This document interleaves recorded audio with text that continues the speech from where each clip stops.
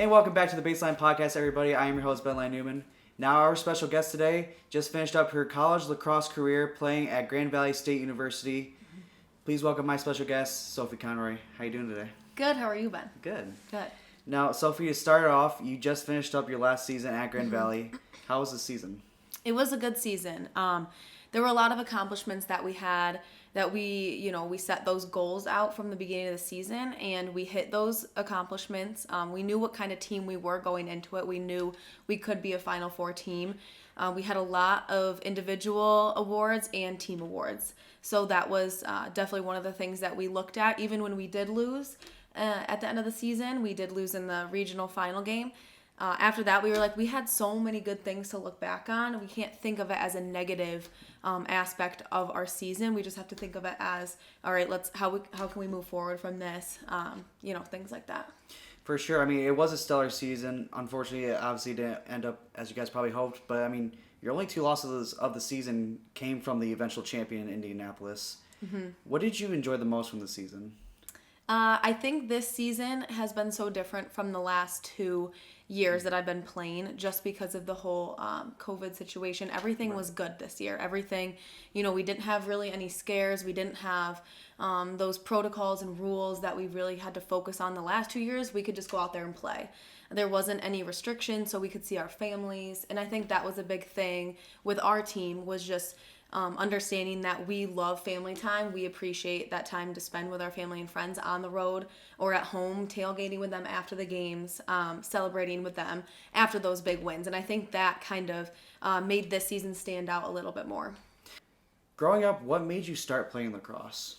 So my sister actually played before me. We are still very opposite, but we were very opposite back then. She was kind of that musically talented person. She was also athletic, but she wasn't as committed to the athletics as I was. And she started playing lacrosse, and I was like, what is this sport? I usually did like swimming or basketball, cross country, things like that. So that's what I was more into. And then I saw her doing it, and I kind of wanted to join. So I think 8th grade is when I started my first season doing that.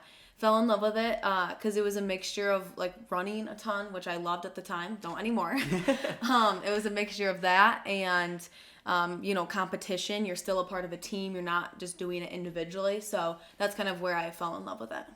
Yeah, absolutely. And in high school, you started off at Spring Lake, but transferred over to Catholic Central. Yeah. How do you think playing for both Spring Lake and Catholic Central helped prepare you to play in college? Mm-hmm. I think at Spring Lake, it wasn't as competitive as it was at Catholic Central. Kind of being that star player on the team at Spring Lake, it was cool to see that side of it and be like, okay, like I can gain a lot of leadership skills from this. But moving over to Catholic Central, it was like, I get to play with really good players who are going to go play in college, like Maggie Kane, Elise Marshall, Lauren Morosi, people like that. So it was cool to kind of get a different aspect of competition, especially in your practice time. So that was cool to be able to play with them, kind of build my skill set as an individual, but also see how they could grow too. Yeah, absolutely. Would you say that was kind of a big reason why you transferred over, trying to get that different aspect of, still being a leader, but this time more of a team role? Mm-hmm. It was part of it. I knew that they had a strong program, so I wanted to be a part of that. But I think the main reason that I switched over was I was looking for that more of a community aspect for, being a part of a Catholic school. I missed that. I went to St. Mary's Middle School, and I kind of missed that community aspect, smaller classrooms, more intimate and more personal. So I think that was a big part of it. The sports had something to do with it, but meeting Maggie and Steph Braun before I even transferred to Catholic, they kind of convinced me to do so, and seeing them and being able to hang out with them in the summer was so fun for me that I was like, I want to do this all the time. Yeah, definitely. Now, obviously we mentioned it, but you did play at Grand Valley, but out of all the schools that might have recruited you, why did you choose Grand Valley over those other schools? It was a tough decision. I really was looking at University of Tampa. That was kind of my second biggest, and then also University of Indianapolis. So those were kind of my top two after Grand Valley.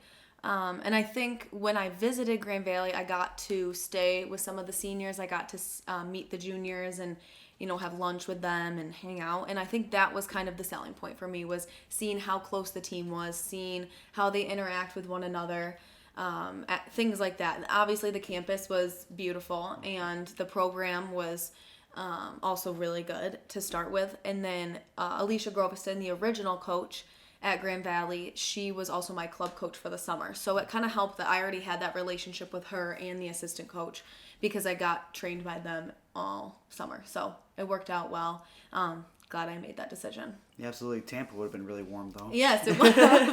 I know. We went and played there this year in February, and I was like, should have came down here. Now, obviously, we mentioned this before, but a few weeks ago, we did have your former teammate, Maggie Kane. You both went on to play college, you Grand Valley, her Michigan. But how would you two push each other on a daily basis just to get better and better at the sport? I mean, I think a lot of it was me learning from her. She was such a good defender too. So in practice, if we were, messing around or we'd stay after, like, she would show me the ropes and say, all right, this is what you got to do here. This is what you got to do there, because I didn't necessarily get a ton of training growing up. And she was just so naturally athletic and, had that mindset as an athlete. So it was mostly, just going over things and putting some extra work in on the field. Her playing defense against me helped me a ton to be confident with my sticks handling skills and things like that. So. Yeah, absolutely. And I mean, along with Maggie, you mentioned Steph Braun as well, but you were able to play lacrosse with some of your best friends in high school. How do you think having that just kind of outside of the sport relationship help you guys in the sport play as a team? Yeah, one of the biggest things we talk about, especially at Grand Valley, is making relationships within your team, with your teammates, and making sure that you're spending time with each other, because if you have that trust off the field, you're going to have that trust on the field. And it comes in different times. You never know a game situation if you need to score. And, I put the ball in Maggie's stick. Like, I trust that she's going to do that because I know her mindset. I know her thoughts on everything. And same thing with all my teammates from Grand Valley. I trusted them to get the job done because we had relationships off the field as well. Yeah, definitely. It's really nice to be able to have that relationship, because honestly, if you don't spend time outside of the sport with your teammates, you're not going to be able to build that relationship for the games. Exactly. So yes, it does take extra time and effort, but it's definitely worth it. When you started your college career, you weren't a starter. You weren't playing every single game, but you made significant improvements every single season. Can you talk about the hard work that goes into making improvements like these? A lot of that is outside of practice. A lot of that is when you're a freshman and sophomore, reaching out to those upperclassmen who have been there for years and know what it takes to get to that level, reaching out to them and saying, hey, I want to put some extra shots up. I want to go to the field, do an extra cardio run, something like that. That's what's going to get you to the level you need to be at. It's everything in the off season as well. So everything that starts in June and then on until January, that's when you're going to be building your skills. Wall ball, literally anything little that you think is little is actually going to impact it greatly. So just preparing yourself that, for that game situation. If you're tired after 60 minutes of a game, like, that's normal, but can you push yourself? And that all happens in the off season. Yeah, definitely. I mean, like you just mentioned, everything to make improvements happens in the off season. I mean, I remember when I was playing baseball, my dad and I would just go out to the field, play catch, or even just hitting off of a tee. Every little thing can help you when it comes to game time. Yeah, exactly. I mean, going from season to season, what lessons would you take away to make those improvements as well? I would say, really making sure that you're invested in yourself and having that confidence. I think the mentality aspect of athletics is really tough for people to grasp. And I think, being able to have that mentality, that tough mental stamina when you're in those game situations, I think, that's something I wish I kind of focused on a little bit more, because no one really thinks that that's going to be one of the biggest things that holds you back. But I think, having that confidence, believing in yourself, and having that mental stamina is, a lesson that you can take away from things. But also, having a mentor for yourself, someone that maybe went through athletics already, has graduated, has had experiences with injury, experiences with tough game situations. I think having that person to kind of help you get through it, help understand what are going to be the obstacles, and how do I go from here? Yeah, absolutely. I mean, like you said, mental toughness is very key. I mean, I remember, again, when I was playing baseball, the more you get into your head, the worse you're going to play. Yeah. Now, I mean, ending your career, you finished top 10 in multiple categories, including second in points and second in goals. What does it mean to have been able to make such a big impact on Grand Valley Lacrosse? Yeah, it definitely feels good. It's a really cool thing to be awarded for and thing to be recognized for. But I definitely couldn't have done it without my teammates, and I couldn't have done it without those people assisting me in the back and pushing me to be better in practice. The defenders who left bruises all over my arms. Like, now I can say thank you. At first I was pissed, but no. But now I can say thank you and appreciate that they were only doing it for my best interest. Same with my coaching staff. I think they realized the potential that I had, and they were able to push me, kind of get on me if I wasn't doing my role, if I wasn't playing well. They knew, like, what my potential could have been. So just, the people that were supporting me 100% all the time. Yeah, definitely. And I mean, along with some of those achievements I just mentioned, you also tied for first in game-winning goals. A true clutch mentality, if you ask me. But what was it about the last minutes of a game that really made you shine like that? There really isn't a feeling. It's more so just a mindset of knowing that I have to do this. Being a fifth year, you get a lot of experience with either games going wrong and ending not your way, or games going correctly. And honestly, in my last 5 years, we didn't really have a lot of games that went the way we wanted them to. We had lost to Indy like 4 years in a row, I think, and it was always just that hurdle that we were always trying to get over. And I think when we played Regis and I shot that last goal, I was like, this needs to get done. They had a really good defense, a settled defense, but their fast break defense wasn't as strong. So once we got that ball out, we got a fast break. That's when my mindset just switched to, all right, we got to go. We got to get a goal because we are in this game. We're not losing it. There wasn't really any emotion. There wasn't any feeling to it until after the goal. But I think just realizing what the team needed. We had been in a huddle, and coach said we need a goal here. So that's just had to be done. Yeah, definitely. Now, going back to, I guess, just living in Spring Lake overall, obviously Allendale is kind of that in-between zone between Spring Lake and Grand Rapids. What was it like to be able to have your family so close, to be able to come to see every home game? Yeah, it was actually awesome. I think, I don't think my grandparents either missed one game. My parents were at every single home game this year and traveled to almost every game as well. That part is awesome. Just seeing the support on the sidelines, even from our out-of-state parents. The sideline that we had this year with them, in the stands and everything, it was just unmatched. And I think that brings so much good attention to Grand Valley, number one, and then number two, just showing the love that they have for our team and the belief that they had in us. So it was cool being able for my parents to be able to be a part of that, and being close and being able to host team parties, and just knowing the area, just growing up here has been nice as well. Yeah, definitely. Now, lacrosse has been a very fast-growing sport really since we were born. Yeah. But it still doesn't really get a lot of coverage. Why do you think it's important that lacrosse starts to get that coverage? It's going to continue to grow, and I think that's one of the most important things. It might take a little bit. Even guys lacrosse doesn't get a ton of coverage yet. I think, since it's a growing sport, people are getting acclimated to it, though. Most schools, middle schools and elementary schools, are adding it to their assets, and I think that's going to be the biggest thing, is once kids grow up playing the sport, they're going to understand it. They're going to realize what are the technicalities of it, what are these weird rules, because that's what most people think is like, well, why'd they just blow the whistle, So I think that's part of the barrier there of what even is this sport, what are the technicalities, and I think that's the most important thing, to start these kids young and then grow from there, and then it'll start to get more coverage. On this topic, the women's lacrosse national championship Division I, they had the most viewers that a women's sport has. I don't know if it's ever, but there was some crazy statistic about that. So that was kind of cool to see that lacrosse, it's getting the coverage. It's a great sport to watch. It's similar to soccer, maybe a little faster pace, more possessions and things like that. But that was kind of cool to see that statistic and see how that part of it's growing. Yeah, definitely. I mean, I've always found that interesting about lacrosse. It's, like you said, a little bit more faster paced. I've always seen it kind of as a combination of soccer and hockey, really. Yeah, it is, because it's so fast paced, similar to hockey, but with soccer, you're like constantly changing possessions. It's like, oh, here's, you know, a lot more like turnovers technically. We don't have as many like turnovers in that sense, but it is a fast paced game, that's for sure. Now, let's just say in the next 20 years, where would you like to see the sport of lacrosse go?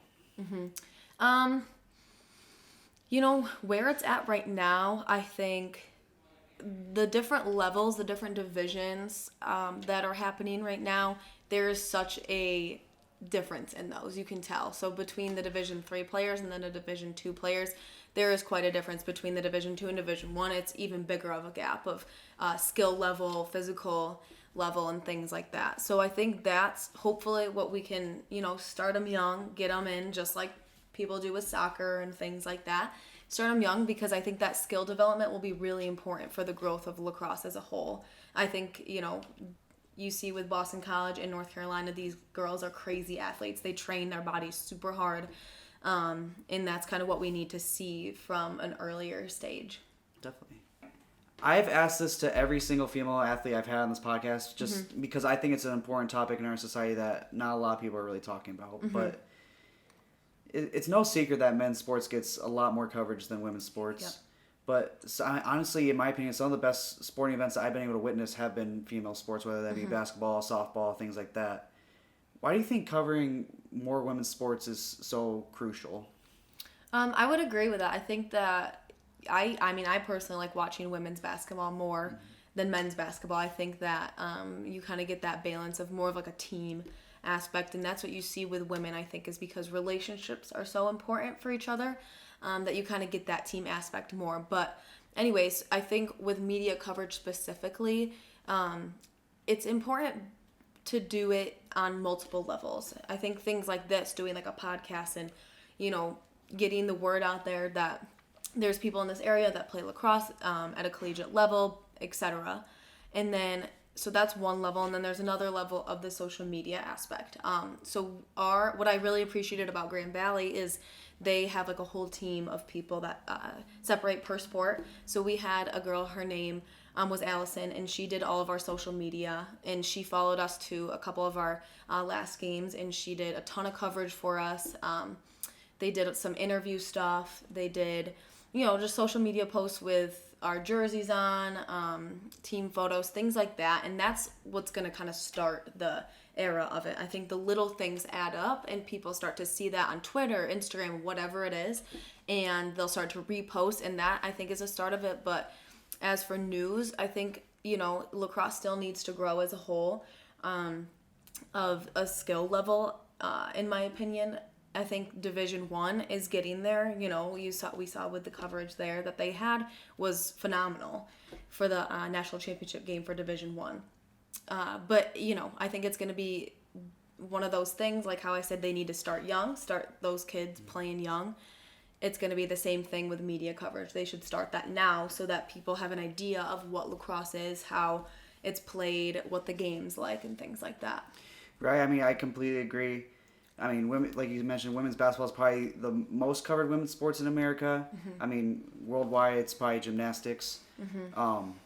And I like that you mentioned the podcast. There, I can't remember the name of it. I'll put it in the video because I don't remember what the name is. But there's these two women that have a podcast that talk about basketball, and I've always actually just found it really intriguing. And so many people, so many guys give them crap just for being women and talking about a sport like basketball. Yeah. But I've watched it. I think it's very interesting. I think that it's really nice that they're doing that. Yeah, that's great. That's just another way to keep getting your foot in the door and making sure that people hear the word and spread that word. Yeah, absolutely. Now, Sophie, you've made a big impact in the sport of lacrosse. Now that your playing career is over, what is next for Sophie Conroy? That is a good question. You know, some people always ask me, like, oh, would you want to coach? Would you want to do anything? You know, there's part of me that I'll see after a few months if I'm going to really miss the sport or not.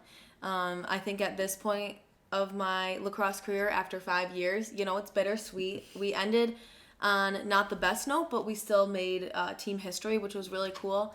And I think just it's going to take a little bit for it to settle in to see how it's going to feel to be not an athlete anymore technically. But next for me, I'll be selling vodka in the West Michigan territory. It's called Good Boy Vodka, plug. You can get it. Yep, you can get it in Grand Rapids and a bunch of bars and restaurants and Spring Lake, Grand Haven, Holland area. So it's on the come up. It's kind of a startup, but that's what I'll be doing is kind of getting my experience in sales there. And then hopefully getting into yacht sales or something on a bigger scale so that I can move to Florida and kind of figure out what I want to do for the rest of my life. But, step by step, I think I would do, lessons here and there for lacrosse. I don't think I'm going to be completely away from it, but, hoping to involve it in some type of way.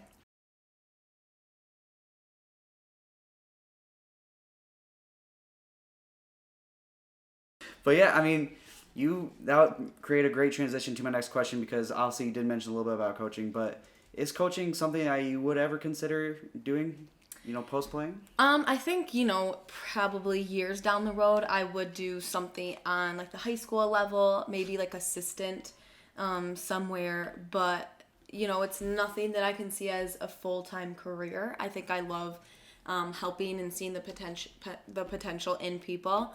And see, how far can you push them. I like that aspect of it, but I think it's going to take me some time to get settled into what I really want to do and kind of get my foot in the door with those things. And then, eventually when I settle down in life, I think I would, when I have kids, things like that, I would definitely help out with coaching them and, helping the growth of lacrosse.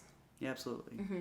Now, Sophie, final question, but for any girl who really has a dream of playing college lacrosse, what advice would you give them? I would say confidence is the biggest thing. Any female athlete needs that. I think for men it comes a little bit easier, I will say, just because, sports and athletics are kind of, you're just born right into that. I think for females, it's like, how far can you push yourself? What's your mental stamina? And all of that stems from confidence. I think continue to push yourself, don't just look at lacrosse as the only sport. Look at it as, all right, what else can I do? Because I remember basketball helped me so much with my lacrosse IQ. Just having that field vision and having played defense on basketball courts and things like that, it definitely helps you kind of build your skill set as an athlete. So I think, don't just look at it as you want to be a lacrosse player. Look at it as you want to be the best athlete possible. Find something else that you're good at. Don't just focus on lacrosse because you might get burnt out of that. So I think, one, having the confidence and then making sure you're broadening your horizons to see what else you can do. Yeah, definitely. Mm-hmm. Well, Sophie, thank you so much for coming on. Really appreciate it. Keep selling that Good Boy Vodka, and it was really nice to catch up with you. Absolutely. Thank you, Ben. Appreciate it. But let's go wrap it up for us today, guys. Thank you so much for tuning in to the BaseLINE podcast. Thank you to Sophie Conroy for coming on and talking about her lacrosse career at Grand Valley State, as well as the overall growth of the sport of lacrosse. If you guys enjoyed the video, please like, please subscribe, and make sure to follow us on YouTube, Spotify, and Instagram. But with all that being said, guys, thank you so much again for tuning in to the BaseLINE podcast. I'm your host, Ben Newman, and we'll catch you guys next time.